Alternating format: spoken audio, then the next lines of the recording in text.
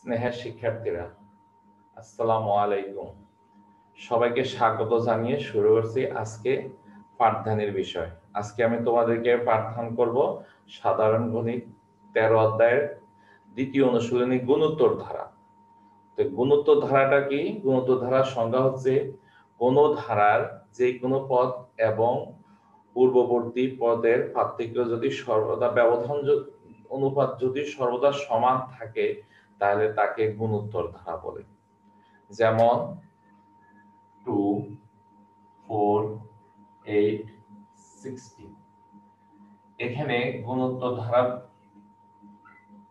4 কে 2 দ্বারা ভাগ করলে হবে 2, তারপর 8 কে 4 দ্বারা ভাগ করলে হবে 2, 16 কে 8 দ্বারা ভাগ করলে হবে 2।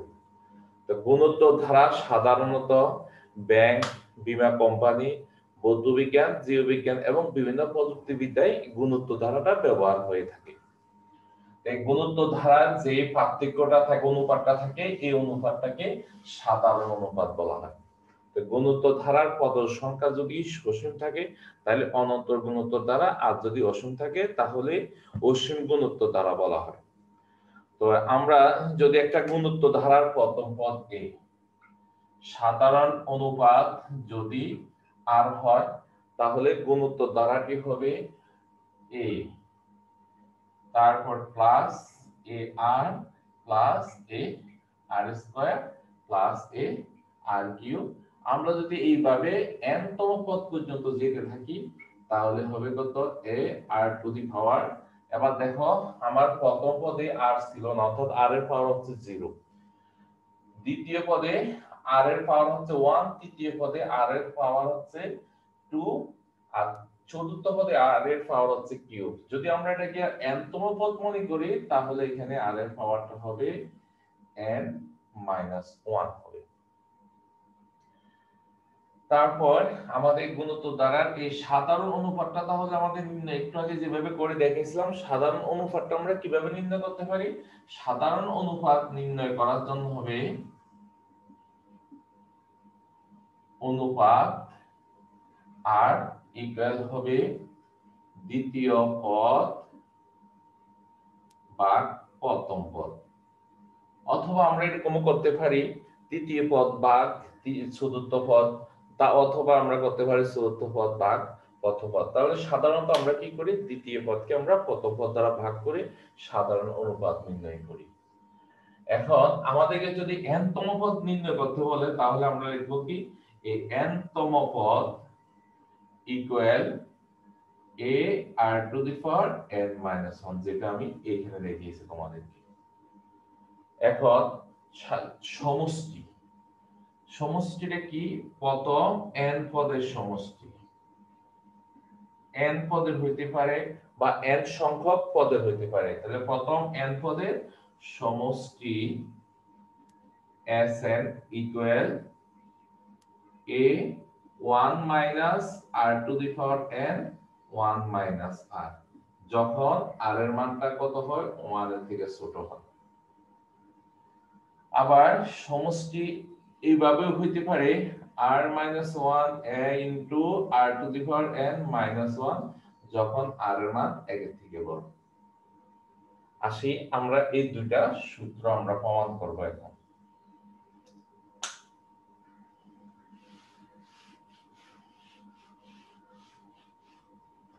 মনে করি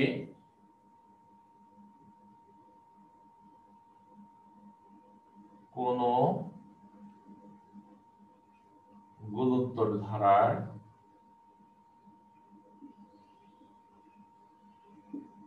প্রথম পদ কে সাধারণ অনুপাত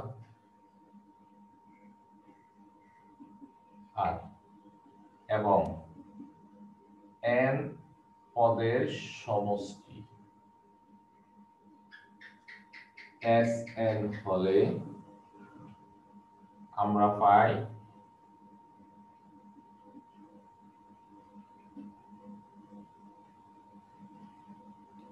a Sn equal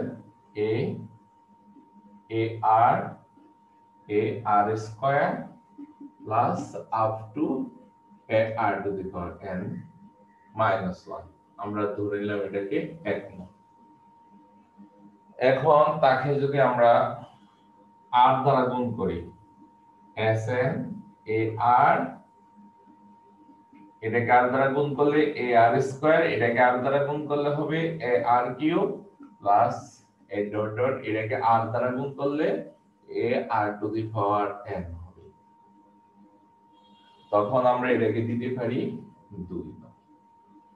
এখন যদি আমরা 1 নং মাইনাস 2 নং করি তাহলে হবে sn মাইনাস r sn, এটা থেকে এটা মাইনাস। এবার দেখো এটা থেকে যদি এটা আমরা মাইনাস করি তাহলে কে কে বাদ যাচ্ছে, ar বাদ যাবে, এটা থাকবে ar স্কয়ার বাদ যাবে।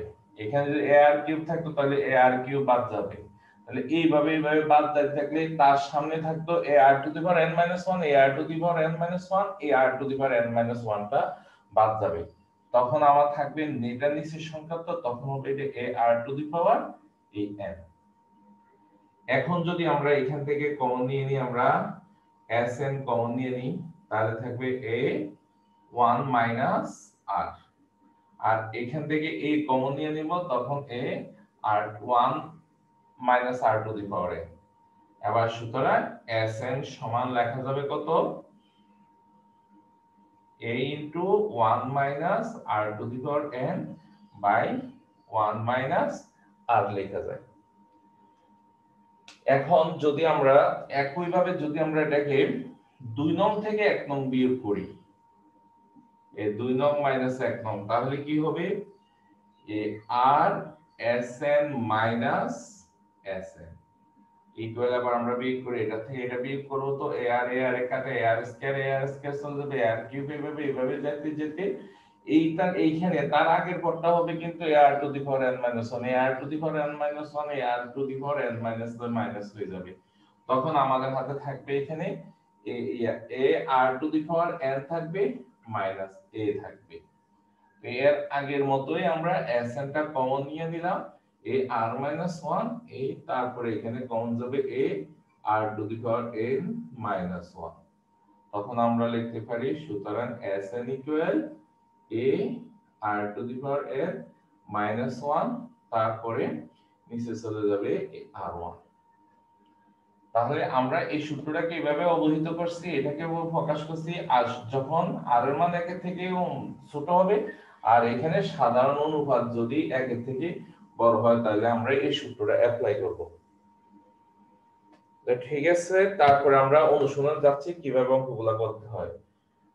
তো এই অঙ্কগুলো আমরা অনুশীলনীর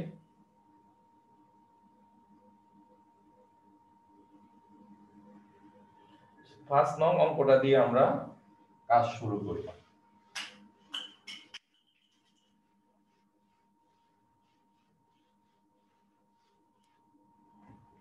5 নাম্বার অঙ্কটা, তাহলে অঙ্কগুলো তোলার সময় অবশ্যই আমরা কি করতে হবে, ধারাটা তুলতে হবে, প্রদত্ত ধারা। প্রদত্ত ধারা দিয়ে আমরা তুলবো, কমা দিতে পারি, সমান সমান চিহ্ন দিতে পারি, দিয়ে আমরা তুলবো 64 32 plus 16 plus 8 A up to এইভাবে। এখন আমাদের ধারা যেটা এরকম যদি ধারা দেওয়া থাকে আমাদের কাজ হবে কি, প্রথম পদ লিখে ফেলা। তো প্রদত্ত ধারা ইহা একটি গুণোত্তর ধারা। আগে আমরা ডিক্লেয়ার দিয়ে দিব এটা কোন ধরনের ধারা, ইহা একটি গুণোত্তর ধারা।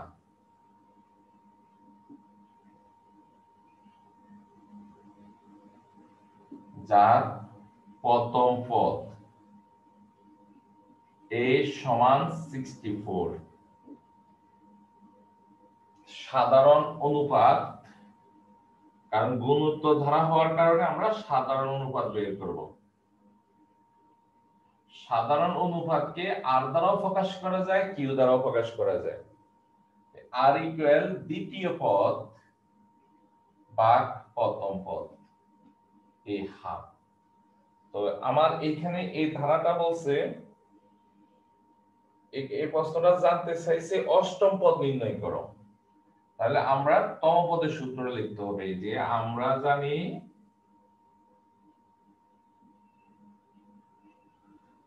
n তম পদ equal a r to the power n minus 1।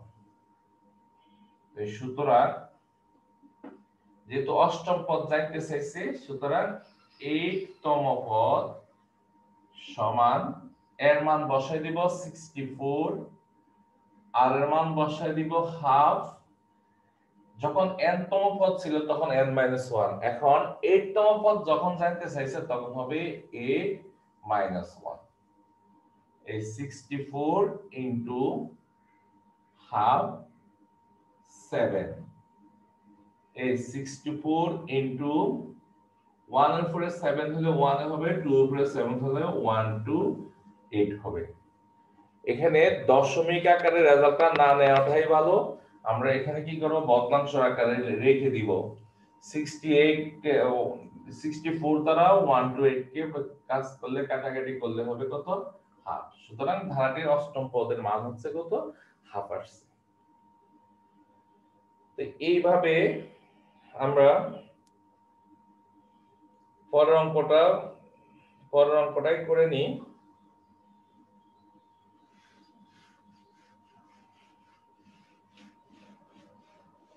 পরের অঙ্কটা বলছে যে কি, একটা ধারা দেওয়া আছে, ধারাটির প্রথম 14টি পদে সমষ্টি নির্ণয় করো, এটা বলছে। তাহলে আমরা লিখে রাখি প্রদত্ত ধারা লিখব। আগে বলছিলাম যে আমরা ধারাটা তুলব। প্রদত্ত ধারা 3 9 27 প্লাস 8। এখন আমরা লিখব, এই তো আগে ঘোষণাকে দিয়ে দেব, ইয়া একটি গুণোত্তর ধারা।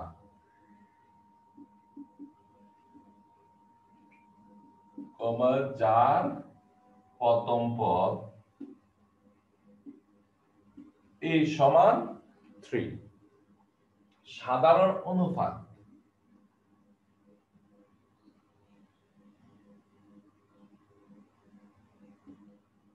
r ইকুয়াল দ্বিতীয় পদ ভাগ প্রথম পদ 3।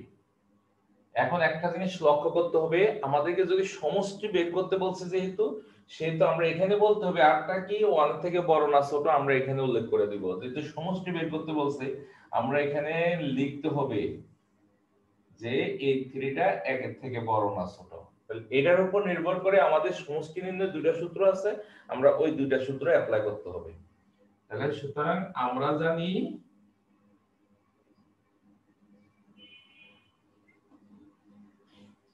ধারাটি প্রথম n সংখ্যক পদের সমষ্টি Sn equal a r to the power n minus 1 r minus 1। এখানে লিখে দিব যে r টা 1 এর থেকে বড়। তারপর আমরা এখানে মান বসাবো। 14 পদের সমষ্টি বলছে তো, সুতরাং ধারাটি প্রথম 14 সংখ্যক পদের সমষ্টি S14 ইকুয়াল, এর মানটা লিখে ফেলবো 3, আর এর মান লিখবো 3, n এর মান হবে এখানে কত 14 মাইনাস 1, আর এর মান হবে 3 মাইনাস 1। 3 এর থেকে 1 গেলে কত হবে 2, এটা 3/2 লিখবো। আর ওইটাকে না ভাঙিয়ে আমরা এটাকে এইভাবে রেখে দিলেও হবে, যে না ভাঙিয়ে লিখে দিলাম। এটা 3/3 থেকে 1 চলে গেলে 2 হয়, এইজন্য আমরা লিখে দিলাম 3/2 আর বাকি অংশটা এখানে রেখে দিলাম। আচ্ছা, আমরা এইভাবে অঙ্কটা করব। তারপর আমরা করব 9 নাম্বার অঙ্ক। যেমন 7 নাম্বারও আমরা একই নিয়মে 7 এবং 9 নাম্বার একই নিয়ম, 9 নাম্বারটা করে দিচ্ছি।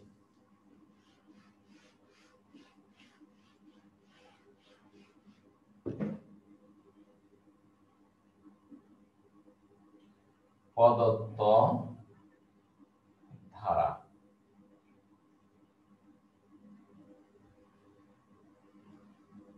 ওয়ান বাই রুট টু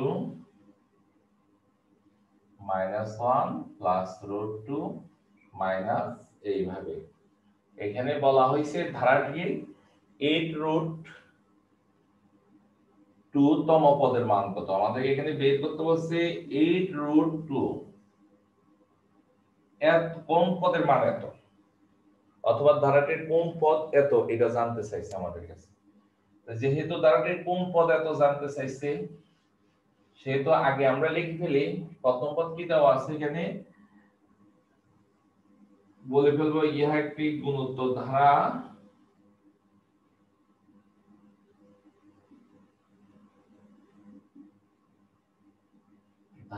যার সব অঙ্কের মধ্যে আমরা এইভাবে ধারাকে ডিক্লেয়ার করব কোন ধরনের ধারা, যার প্রথম পদ a সমান 1 বাই রুট 2 সাধারণ অনুপাত আর ইকুয়াল এই দ্বিতীয় পদ ভাগ এই প্রথম পদ। আমরা একটা মনে রাখতে হবে, যখন পদ বলি ঋণাত্মক মাইনাস থাকলে পদের সাথে চলে আসবে, প্লাস থাকলে লেখা প্রয়োজন পড়ে না। যেমন আমার এখানে দ্বিতীয় পদ -1 বলতে হবে, তৃতীয় পদ প্লাস 2 না বলে রুট 2 বললেও চলবে, প্লাস রুট 2 না বলে রুট 2 বললেও চলবে, কিন্তু যখন মাইনাস থাকবে তখন মাইনাস উল্লেখ করতে হবে। এজন্য এখানে দ্বিতীয় পদটা মাইনাস চলে আসছে, তখন আমরা এটাকে লিখতে পারি -1, আমরা 1 রুট 2 ইকুয়াল -√2। বাস, তারপরে আমরা তো লিখলাম এতটুকু। এবার আমাদের উত্তর জানতে চাইছে 8 রুট 2 তম পদের মান 8 রুট 2 কোন পদটা হবে। তো মনে করি n তম পদ সমান 8 রুট 2। এখন আমরা এটাকে লিখে ফেলবো, এটার মানটা n তম পদের সূত্রটা হবে a r to the power n minus 1 equal a root 2। এবার আসো এর মান কত লিখে ফেলি, এর মান রুট 2, আর এর মান minus root 2 n minus 1 8 root 2। তারপর এই রুট 2টা ওইদিকে আর গুণন করে ফেলবো, minus root 2 n minus 1 equal root 2 দ্বারা এই রুট 2 কে গুণ করলে হবে a রুট 2 স্কয়ার। একটা জিনিস লক্ষ্য করো, আমাদের এখানে n এর মান বের করতে হবে, n টা হচ্ছে এখানে সূচক, তাহলে আমরা উভয় পক্ষে বৃত্তিটা মিলিয়ে বৃত্তিটা বাদ দিতে হবে। আবার বলি, আমরা এখানে n এর মান বের করতে হবে, n টা সূচক অবস্থায় আছে, এই জন্য আমাদেরকে কি করতে হবে, বৃত্তি ভাগ দিতে হবে উভয় পক্ষে বৃত্তিটা সমান করে।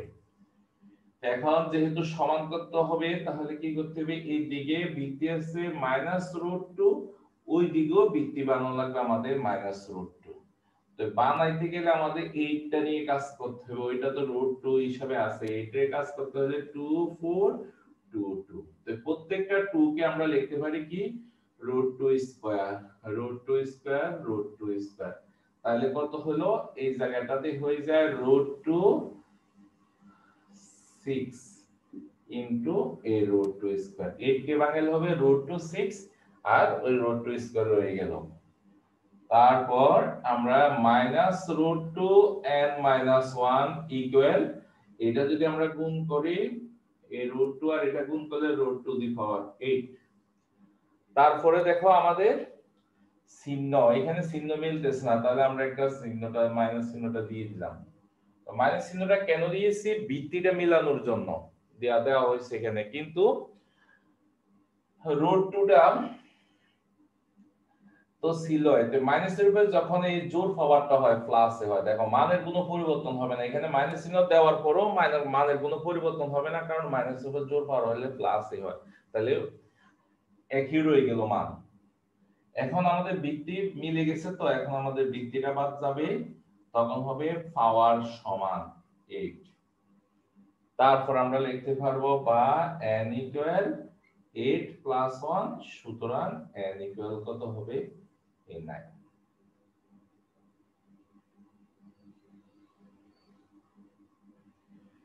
তারপরে আসি আমরা এইভাবে আমরা 11 নাম্বার অঙ্কটা করব। এখানে 10 11 একই রকম, তো 11 নাম্বারটা আমরা কমপ্লিট করব।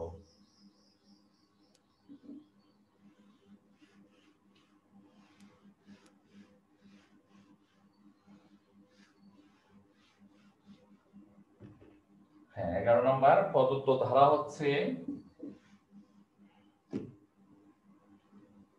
3x plus y plus z plus 243। গুণোত্তর ধারাভুক্ত হলে, বলে দিছে এটা গুণোত্তর ধারাভুক্ত হলে এটার x y z এর মান নির্ণয় করার জন্য বলছে। তো আসি, আমাদের তো এখানে বলে দিছি একটি গুণোত্তর ধারা, তার প্রথম পদ আমি আর বিস্তারিত লিখলাম না, ওইটা সবসময় লিখবা। তাহলে প্রথম পদ মান দেওয়া আছে a equal 3। এবার দেখো আমাদের এখানে সাধারণ অনুপাত দেওয়া নেই, সাধারণ অনুপাত যেহেতু দেওয়া নেই, ধরে নিব, ধরি বা মনে করি ধারাটি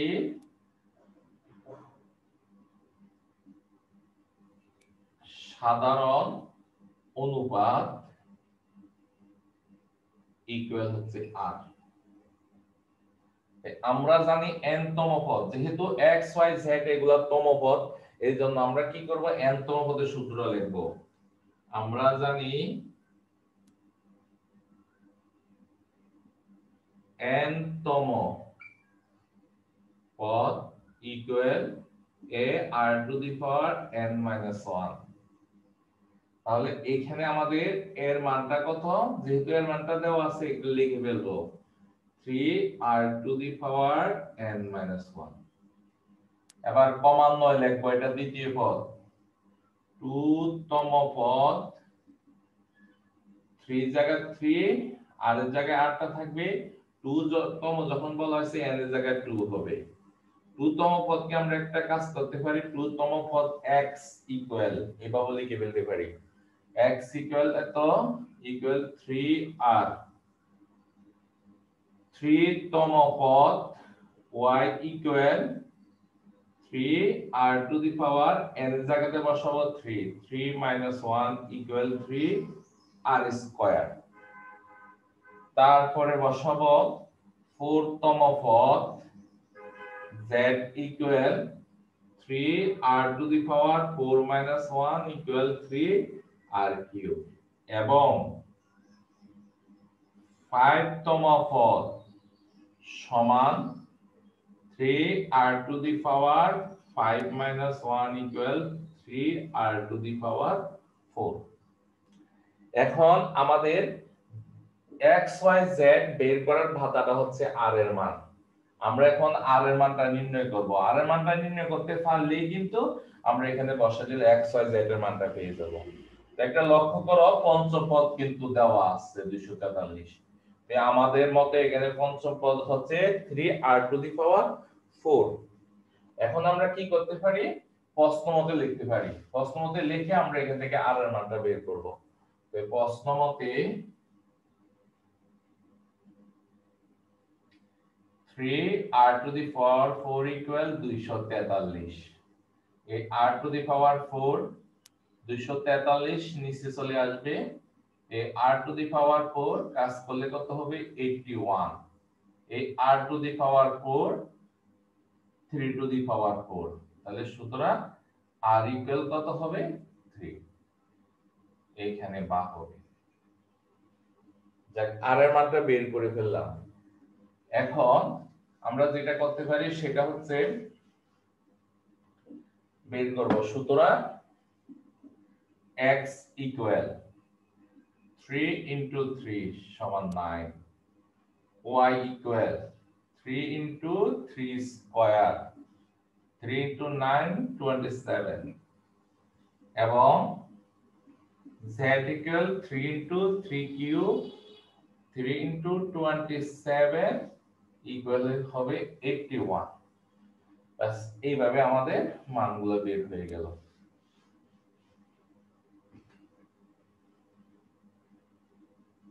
তারপরে আমরা আসি একই নিয়মের আরো কয়েকটা অঙ্ক আমরা করব।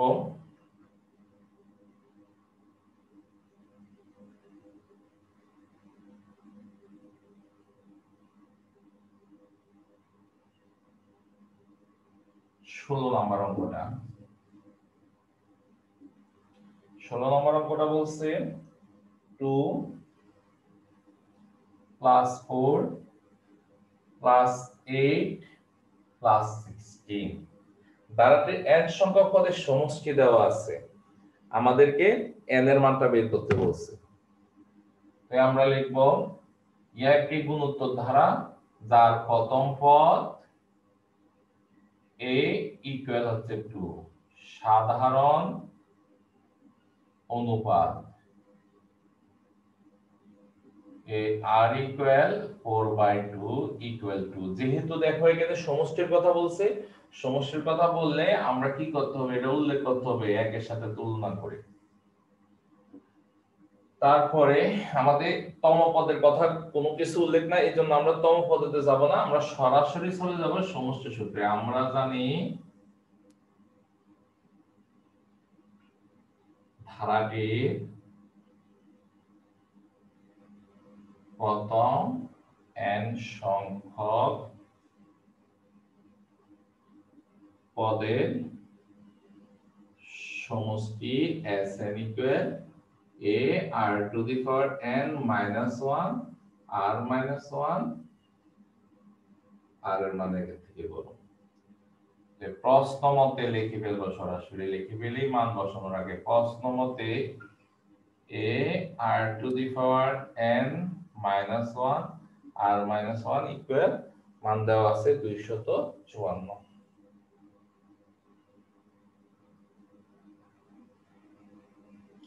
254। এবার মানগুলো বসাই, বা এর মান হচ্ছে 2, আর এর মানও 2, n এর মান নেই -1, 2 - 1 254। তারপরে 2 এর থেকে 1 চলে গেলে তো 1 লেখা লাগবে না, তাহলে এখান থেকে 2 * 2 টু দি পাওয়ার n -1 254।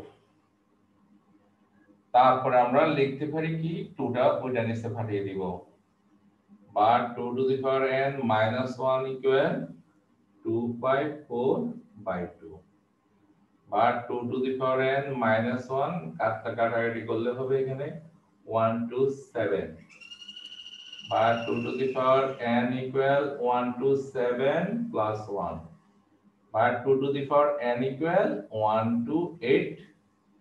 সুতরাং আর বা 2 to the power n equal 2 to the power 7, সুতরাং n ইকুয়াল হচ্ছে কত 7।